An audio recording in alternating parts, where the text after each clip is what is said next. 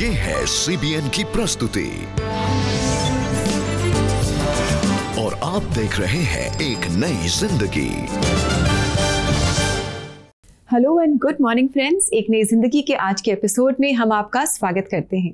Good morning friends, एक नई जिंदगी में आपका स्वागत है और हम बहुत खुश हैं इस सुबह आप हमारे साथ जुड़े हैं।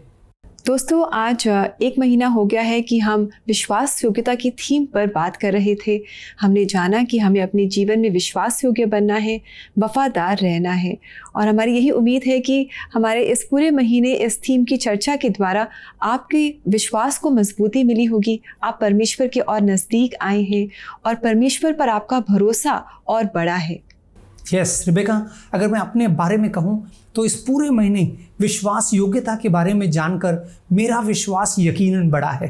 हमने देखा दोस्तों कि कैसे पवित्र आत्मा का फल है फेथफुलनेस, विश्वास योग्यता। हमने विश्वास योग्यता के अलग अलग पहलुओं को देखा। हमने देखा कैसे परमेश्वर विश्वास योग्य है और कैसे हम विश्वास योग्यता में बढ़ते जा सकते हैं। जी, हमने बहुत सारी बातें सीखी और हमने ये भी जाना कि हमें परमेश्वर के प्रति विश्वास योग्य बनना है। हमें अपनी बुलाहट यानी कि अपनी कॉलिंग के प्रति हमें विश्वास योग्य बनना है, अपने रिश्तों में, और साथ ही अपनी चुनौतियों के दौरान भी हमें विश्वास योग्य रहना है। और आज जब इस महीने का आखिरी दिन आ गया है, आज भी हम कह सकते हैं कि इस पूरे महीने इस पूरे साल परमेश्वर हमारे साथ विश्वास योग्य रहा है और आगे भी वो विश्वास योग्य रहेगा। आमेन। जैसे परमेश्वर इजरायलियों के साथ विश्वास योग्य था, परमेश्वर ने उनसे एक वादा किया कि वो उन्हें प्रतिज्ञा के देश में ले जाएगा, और परमेश्वर ने वो विश्वास और वो प्रतिज्ञा को यहोशू के जीवन काल में पूरा किया। दोस्तों, वैसे ही परमेश्वर ने जो प्रतिज्ञाएं हमें दी है उसके प्रति वो बिल्कुल विश्वास योग्य है और वो उन्हें ज़रूर पूरा करेगा। जी बिल्कुल, God is faithful and may we also be faithful, चाहे कोई भी परिस्थितियाँ हमारे जीवन में क्यों ना आए। दोस्तों, आज हम आपको मिलाने जा रहे हैं इम्चा जामिर से, जो नागालैंड में एक रिनाउंड फोटोग्राफर हैं, पर एक समय वो भटक गए थे। आइए देखते हैं कि कैसे परमेश्वर ने उन्हें कभी नहीं छोड़ा। जब मैं अपनी स्कूली पढ़ाई कर रहा था तो जैसा कि हमें कई दोस्त मिलते हैं, सब अलग अलग तरह के होते हैं, अलग अलग तरह के लोगों से मिलते हैं जिनकी परवरिश अलग परिवारों में हुई होती है। मैं आसपास के माहौल से और अपने दोस्तों से बहुत प्रभावित हुआ और मैंने शराब पीना शुरू कर दिया। किसी तरह मैं उस राह से भटक गया जिस राह पर मेरे माता पिता मुझे बचपन से चलाते थे। इससे मेरी पढ़ाई पर बुरा असर पड़ा। मैं आगे की पढ़ाई के लिए दिल्ली चला गया। मैं अपने नशे की आदत को छोड़ने को तैयार नहीं था और मैं बस मजे करता और उसी पल में जीता था। फिर उसके बाद मेरी शादी हो गई और मैं शादी के बाद भी छुप छुप कर ये सब काम करता था। मैं बाहर जाकर स्मोकिंग करता था और मेरी पत्नी इस बात के खिलाफ थी। साल 2015 में मार्च के महीने की बात है। तब मेरी बेटी 6 महीने की थी और हम अपने बिस्तर पर सो रहे थे और फिर मुझे एक सपना आया और मेरे सपने में एक महिला आई और उन्होंने मेरी पीठ की ओर इशारा किया और उन्होंने कहा, इम्चा, क्या तुम जानते हो कि अगर तुमने प्रभु यीशु मसीह को स्वीकार नहीं किया तो तुम्हारी पीठ में एक कैंसर बन रहा है। और पता नहीं कैसे, पर उस रात इस बात ने मुझे तोड़ दिया और मैं बस रोता रहा। उस सपने के बाद उसने असल में मुझ में कुछ बदल दिया। मुझे एहसास होने लगा कि मैं अपनी पत्नी और बेटी का ध्यान नहीं रख रहा था। वो मेरे साथ बिस्तर पर लेटी हुई थी और मैंने उन्हें देखा तो मैं बस रोने लगा। मेरे साथ ऐसा कभी नहीं हुआ था। इस तरह का इमोशन कभी नहीं आया कि मैं उन्हें देखकर रोने लगूं। मैं बस अपने आप से कह रहा था कि मैं अपनी बेटी और अपनी पत्नी को इस तरह नहीं छोड़ सकता। मैंने उस सपने को या मेरी उन भावनाओं को जिनमें मैं गुजर रहा था, मैंने शेयर नहीं किया। उस शाम जब मैं अपने बिस्तर पर सो रहा था तो मेरी माँ आई और मुझसे पूछा कि क्या मैं प्रार्थना घर जाना चाहता हूँ। तो इस बात ने मुझे बहुत उत्साहित किया क्योंकि मैं वो इंसान नहीं था जो चर्च जाता हो। पर उस शाम मैं बहुत उत्साहित था और मैंने माँ को हाँ कहा और वो फैसला अब तक मेरी जिंदगी का सबसे अच्छा फैसला था। इस तरह मैं एक चर्च में गया और मैंने परमेश्वर को जानना शुरू किया। मैंने परमेश्वर के वचन पर ध्यान लगाना शुरू किया। मैं जितना ज्यादा प्रार्थना करता, जितना ज्यादा मैंने पश्चाताप किया उतना ही अधिक मैं हल्का होने लगा। चर्च में जब मैं अपना 7वां दिन खत्म करने के बाद बाहर आया तो मुझे एक दोस्त का फोन आया। उसने मुझसे पूछा कि क्या मैं रेवरेंड लानू लोंगचार की शादी की सालगिरह को शूट करना चाहता हूँ।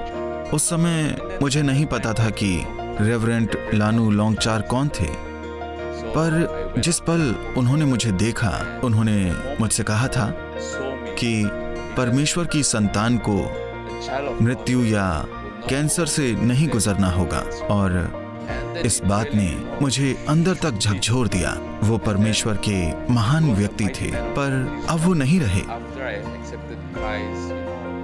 पहले मैं सोचता था कि मसीही जीवन और चर्च जाना कितना बोरिंग है। आप प्रभु यीशु मसीह को एक बार स्वीकार करके देखें तो आपको उस मिठास का पता चलेगा। मैं ये नहीं कह रहा हूँ कि प्रभु यीशु मसीह को स्वीकार करने के बाद जीवन में कोई चुनौतियाँ नहीं आएंगी, सब कुछ वैसा ही होगा, लेकिन हम ये जानकर निश्चिंत रहते हैं कि प्रभु यीशु मसीह हमारा उद्धार करता है। मैं अपने जीवन को खुशी से जी रहा हूँ। पहले मेरा बिजनेस भी अच्छा नहीं चल रहा था और फिर साल 2015 मेरे लिए सफलता भरा साल था।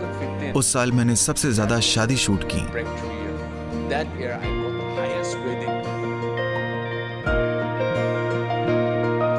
प्रभु यीशु मसीह को स्वीकार करने के बाद मुझे कोई नुकसान नहीं हुआ। परमेश्वर को जानना असंभव है, लेकिन परमेश्वर के बारे में एक बात जो मैं मानता हूँ वो ये कि परमेश्वर दयालु है, बस उसे आजमाएं।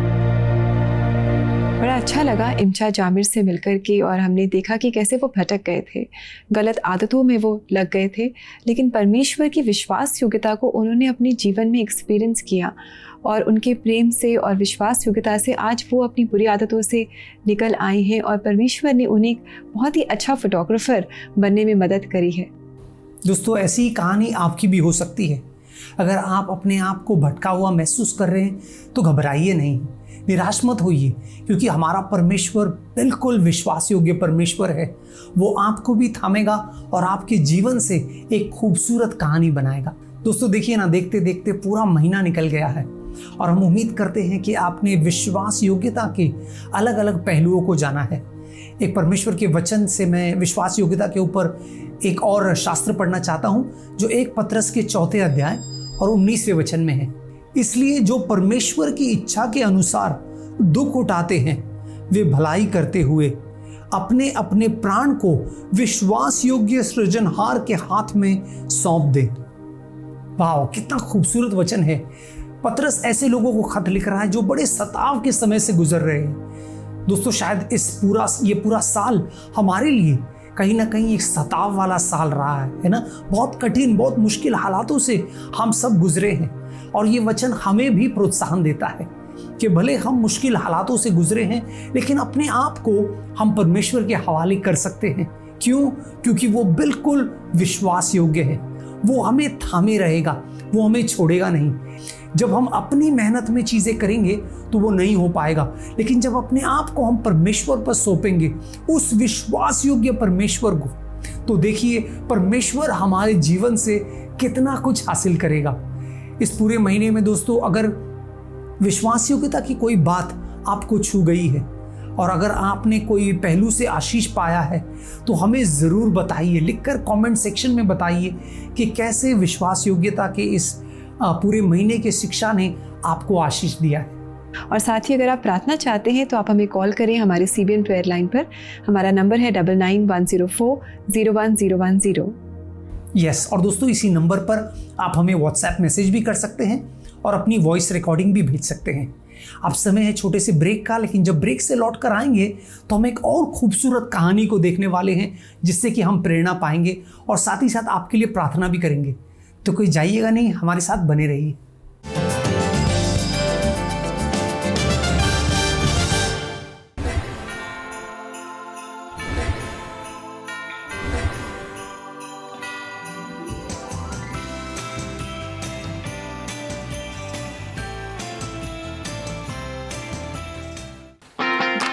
Kids, the Superbook Fancy Dress Competition is back. December 4th को हमारा Superbook Fancy Dress Competition होने वाला है ऑनलाइन। तो आप चाहे जहां भी है देश में, wherever you are in the country, you can participate। और रजिस्टर करने के लिए आप cbnindia.org पे जाके रजिस्टर कीजिए। हमारे जितने भी विनर्स हैं उनको मिलेगा बहुत सारे गिफ्ट्स, और जितने लोग पार्टिसिपेट करेंगे उनको मिलेगा पार्टिसिपेशन सर्टिफिकेट एंड एन ई-कॉमिक। आज ही रजिस्टर कीजिए, जल्दी जाइए, अपने पेरेंट्स को बोलिए आपको रजिस्टर करना है सुपरबुक फैंसी ड्रेस कंपटीशन के लिए। I hope to see you all there. Bye.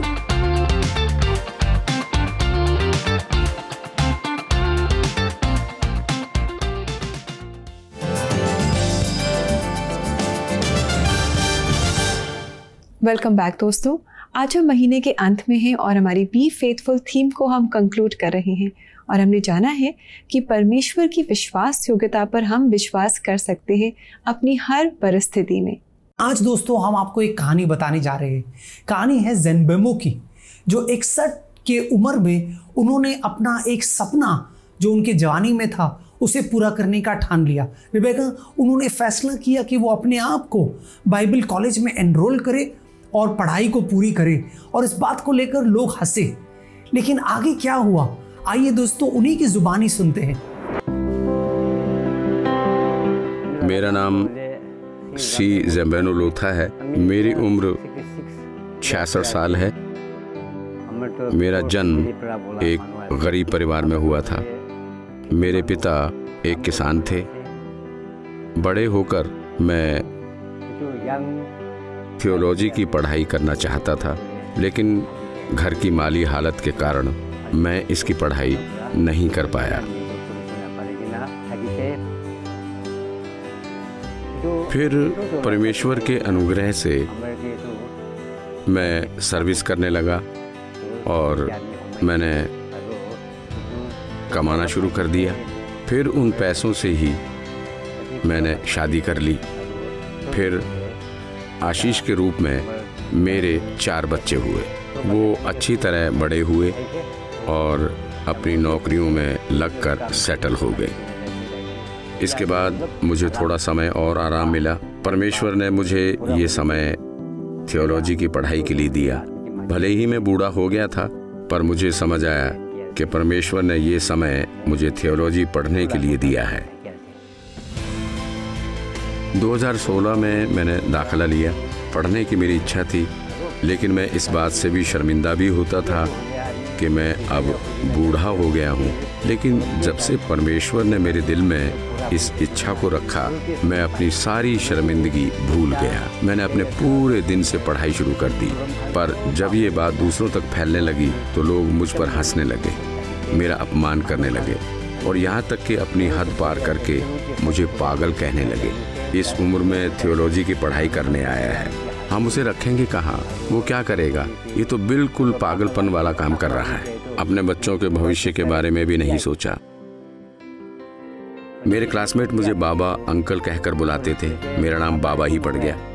मुझे भी शर्मिंदगी महसूस होती थी, लेकिन वो सब मुझे ये कहकर बहुत प्रोत्साहित करते थे कि बाबा सब ठीक है, आपकी तो इतनी उम्र हो गई है, लेकिन फिर भी आप अपने दिल की बात सुन रहे हैं और ऐसा कर रहे हैं। आपको देखकर हम सभी बहुत उत्साहित होते हैं। ये कहकर उन्होंने मुझे सच में बहुत प्रोत्साहित किया और वो मेरी बहुत मदद करते थे। जो चीज़ें मुझे समझ में नहीं आती थीं वो मुझे समझाकर मेरी मदद करते थे और मैं भी उनके साथ घुल मिल गया। ईसाया 40 अध्याय 29 से 31 पद कहता है कि वे उकाबों के समान उड़ेंगे, वे दौड़ेंगे और श्रमित ना होंगे, चलेंगे और थकित ना होंगे। इस वचन ने मेरा विश्वास बढ़ाया और इसी तरह मैंने सभी आवाज़ों और प्रलोभनों को नज़रअंदाज किया और यहाँ तक पहुँचा। परमेश्वर ने मुझे अच्छा स्वास्थ्य दिया और बिना किसी परेशानी के मैंने अपना BTH पूरा किया। जो लोग पहले मुझ पर हंसते थे आज वो मेरे पास आते हैं और मुझे ये कहकर प्रोत्साहित करते हैं कि इतने सारे लोगों का आप पर हंसने के बाद भी आपने परमेश्वर पर भरोसा रखा और अपनी पढ़ाई पूरी करने के लिए आगे बढ़े। परमेश्वर आपको अपने साधन के रूप में उपयोग कर रहा है जो कि हम सब के लिए एक आशीष के समान है। वो आज मुझे चर्च में या ग्रुप मीटिंग्स में प्रार्थना के लिए आमंत्रित करते हैं, तो परमेश्वर के अनुग्रह से सब ऐसा ही चल रहा है। परमेश्वर लोगों को बुलाता है क्योंकि उसके पास उनके लिए कुछ योजना होती है।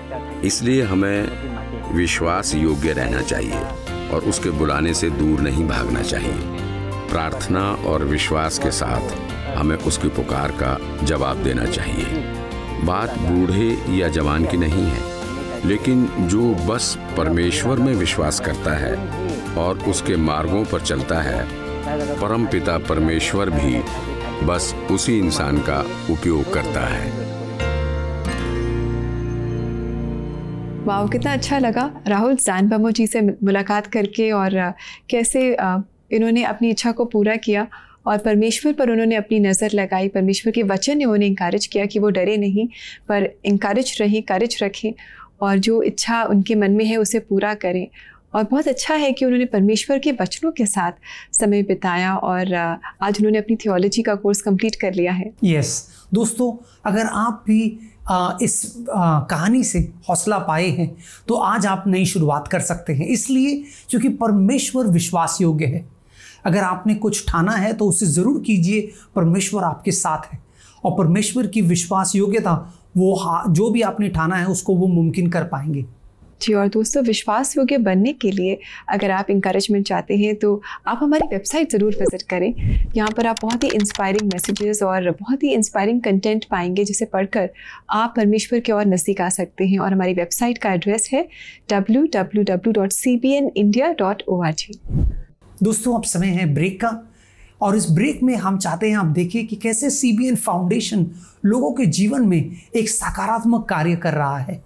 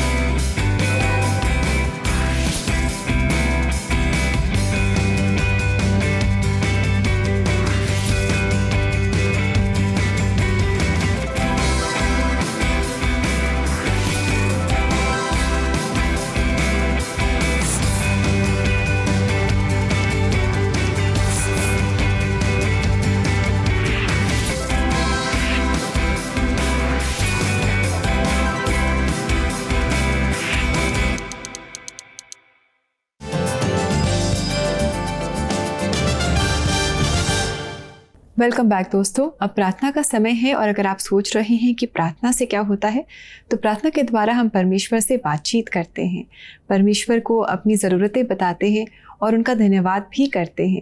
और अब है समय कि हम आप सबके लिए प्रार्थना करें, लेकिन इससे पहले हम पढ़ेंगे कुछ मैसेजेस जो आपने हमारे साथ शेयर किए हैं। और ये मैसेज हमें भेजा है जेम्स एम डेविड ने। ये कह रहे हैं, मेरा स्वास्थ्य कुछ दिनों से ठीक नहीं चल रहा था। मैंने व्हाट्सएप के द्वारा मेरे लिए प्रार्थना करने के लिए निवेदन भेजा था। परमेश्वर ने आपकी प्रार्थना को सुना और मुझे अच्छा स्वास्थ्य दिया। मेरा विश्वास परमेश्वर में और बढ़ गया है। कृपया मेरी बड़ी बेटी हेप्सी के लिए भी प्रार्थना कीजिए ताकि उसे बेंगलुरु के कॉलेज में MSc साइकोलॉजी की सीट मिल जाए। मिस्टर डेविड, हम आपका बहुत धन्यवाद करते हैं कि आपने इस मैसेज को हमारे साथ शेयर किया है और बहुत अच्छा है कि आपको अच्छा स्वास्थ्य मिला है। इसके लिए हम परमेश्वर का धन्यवाद करते हैं और हम प्रार्थना करेंगे कि आपकी बेटी को भी कॉलेज में अच्छी एडमिशन मिल जाए और वो आगे के भी जो उसके प्लान्स हैं वो परमेश्वर की इच्छा में पूरे हो सकें। यस, ज़रूर। अगला मैसेज जो है वो हमें एकनाथ पवार जी ने भेजा है कॉल करके, और वो कह रहे हैं, मैं CBN प्रेयर लाइन पर कॉल करके जॉब मिलने के लिए प्रेयर करवाई थी। परमेश्वर ने आपकी प्रार्थना को सुना और मुझे एक अच्छी नौकरी दिलवाई। कृपया मेरे परिवार के लिए प्रार्थना कीजिए ताकि मेरे परिवार में सब शांति से मिलजुल कर रहे। मुझे विश्वास है कि ये सिर्फ परमेश्वर के द्वारा ही संभव हो सकता है। क्या बात है एकनाथ जी, सबसे पहले नई नौकरी की बधाई। और जो आपका यकीन है वो बिल्कुल सही है कि सिर्फ परमेश्वर है जो आपके परिवार में शांति बनाए रख सकता है, तो उसके लिए भी हम ज़रूर दुआ करेंगे। जी, और आइए देखिए एक और मैसेज जो हमें भेजा है क्रिस्टीना पॉल ने, और ये कह रही हैं, मैंने व्हाट्सएप पर मैसेज भेजकर अपने लिए प्रार्थना करवाई थी। मुझे जॉब नहीं मिल रही थी। परमेश्वर ने आपकी प्रार्थना को सुना और मुझे एक अच्छी नौकरी दिलवाई। मैं चाहती हूँ कि आप प्रार्थना करें कि मेरी जॉब परमानेंट हो जाए ताकि मैं अपने बच्चों का सही तरीके से पालन पोषण कर सकूं। Thank you Christina for your message, और हम ज़रूर आपके लिए प्रार्थना करेंगे ताकि आपकी जो जॉब है वो परमानेंट हो जाए। और हम परमेश्वर का धन्यवाद करते हैं कि उन्होंने आपको ये नौकरी दी है। यस दोस्तों, हमारी अलग अलग ज़रूरतें हैं, लेकिन परमेश्वर है जो हमारे सब सवालों का जवाब दे सकता है। आइए दोस्तों, परमेश्वर से प्रार्थना करते हैं, उससे दुआ करते हैं कि जो भी हमारी ज़रूरतें या घटी है उसको वो अपनी महिमा के धन से पूरा करेगा। स्वर्गीय पिता, हम धन्यवाद देते हैं, धन्यवाद के हृदय के साथ तेरे फाटकों में आते हैं प्रभु। धन्यवाद कि तू हमारे जीवनों में अपनी विश्वास योग्यता को दिखाता है। हम सब ने तेरी विश्वास योग्यता को जाना है, देखा है, चखा है प्रभु। हम इस समय अपनी दुआओं को, अपनी प्रार्थनाओं को तेरे समीप लेकर आते हैं और तुझसे मांगते हैं प्रभु कि तू हमारी घटी को पूरा कर। तू हमारी कमजोरी में हमारा बल बन। जिसे स्वास्थ्य की ज़रूरत है उसे स्वास्थ्य मिले प्रभु। जिसे ब्रेक थ्रू की ज़रूरत है उसे वो ब्रेक थ्रू अनुभव करे। सही दरवाज़ों को तू हमारे लिए खोलेगा प्रभु, क्योंकि तू विश्वास योग्य है और हमने तेरे विश्वास योग्यता को जाना है। सारी महिमा, सारा गौरव तुझे देते हैं यीशु मसीह। आमेन, आमेन, आमेन। दोस्तों याद रखें कि परमेश्वर विश्वास योग्य है और उसकी विश्वास योग्यता अटल और हमेशा के लिए है। जी, और दोस्तों अगर आपने भी परमेश्वर की विश्वास योग्यता को अपने जीवन में एक्सपीरियंस किया है, अपनी प्रार्थनाओं का जवाब पाया है, तो आप हमारे साथ ज़रूर शेयर करें। आप हमें कॉल कर सकते हैं और हमें बता सकते हैं, हमें व्हाट्सएप भी कर सकते हैं। और अब समय है कि हम देखें कि आज परमेश्वर अपने वचन के द्वारा हमें क्या बता रहे हैं।